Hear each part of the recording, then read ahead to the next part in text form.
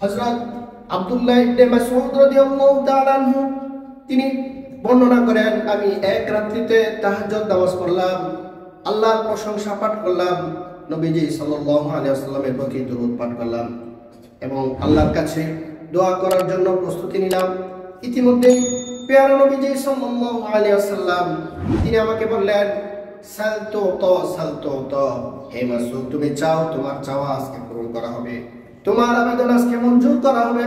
তিনি এই সুবর্ণ সুযোগ লুফে নিলেন।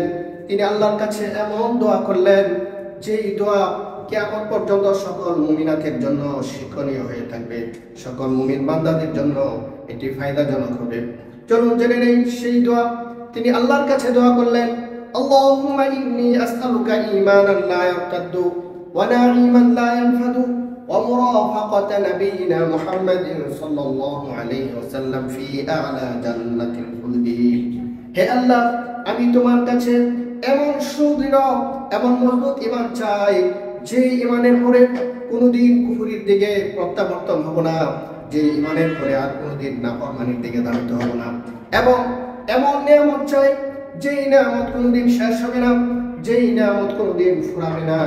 এমন নিয়ামত আমি তোমার কাছে চাই, এবং আমি তোমার কাছে সর্বশেষ এবং পরম চাওয়া হলো সেই চিরসুখের জান্নাতে প্রিয় নবীজি সাল্লাল্লাহু আলাইহি ওয়াসাল্লামের সান্নিধ্য পরশ, প্রিয় নবীজি সাল্লাল্লাহু আলাইহি ওয়াসাল্লামের প্রতিবেশী হিসেবে থাকার সুযোগ আমি তোমার কাছে চাই।